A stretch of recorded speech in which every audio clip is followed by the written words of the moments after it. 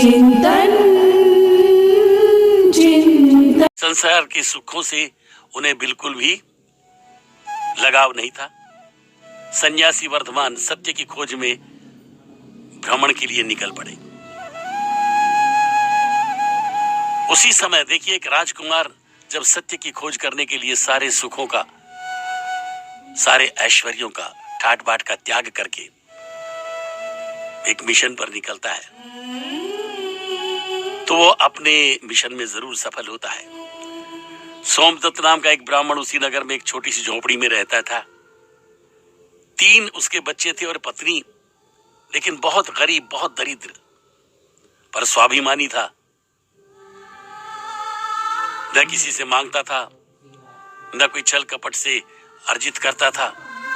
इसीलिए बेहद रंग का कभी कभी सोमदत्त भूखा सोता था, कभी कभी बच्चों को भी भोजन नसीब नहीं होता था। एक रोज पत्नी ने कह दिया, आप राजकुमार वर्धमान से कुछ मांग कर क्यों नहीं ले आते? वो बड़े दयालु हैं। बच्चे और हम सब दरिद्रता से ग्रस्त हैं। हम बच्चों को ऐसे भूखा नहीं देख सकते, खुद भूख सहन कर सकते हैं। यह आग्रह वैसा ही था जैसा हम सुदामा की पत्नी से सुनते रहे। पत्नी के हठाग्रह से विवश होकर के सोमदत्त भिक्षा पात्र उठा करके प्रभु को खोजने चल पड़ा। दर दर जंगल जंगल भटकते भटकते एक समय आखिर वो प्रभु के सामने पहुंच गया और भगवान महावीर के चरणों में लेटकर बार बार प्रणाम करने लगा। कहने लगा, मुझ अभागे का दुख दूर करो प्रभु, राजकुमार की जय हो। बहुत ही दीन हूं मैं, हीन हूं मैं, बेबस हूं, लाचार हूं मैं। आप मेरी मदद कीजिए, मेरे बच्चे भूख से तड़प रहे हैं। प्रभु ने कहा, वत्स, तुम्हारी बेबसी मैं समझता हूं, लेकिन मैं तो सब कुछ त्याग कर चुका हूं। केवल इस एक वस्त्र के जो ये मेरे पास है, इसके अलावा कुछ भी नहीं है मेरे पास।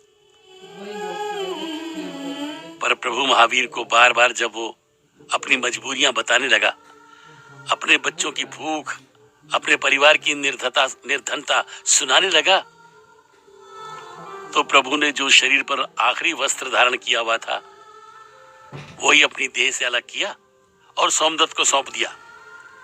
यही है मेरे पास, ले जाओ, तुम्हारे कुछ काम आ जाए तो। देवदत्त ने कहा, कृपा निधि, बहुत आभारी हूं मैं आपका।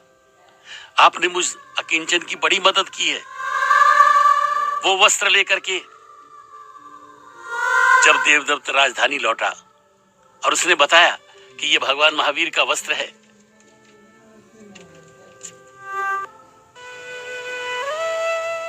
तो जानते हैं उस वस्त्र की कीमत लगाने वाले बहुत बड़े बड़े व्यापारी जोहरी आ गए और उस वस्त्र का कितना मूल्य मिला उसे? 1 लाख स्वर्ण मुद्राएं, सोने की मुद्राएं। उसकी तो जिंदगी संपन्न हो गई।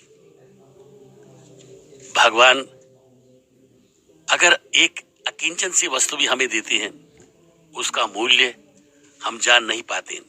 उनकी कृपा की एक छोटी सी बूंद हमारे 7 जन्मों को आनंदमय बना सकती है, सुखी बना सकती है। बस आस्था और विश्वास की आवश्यकता है। चिंतन।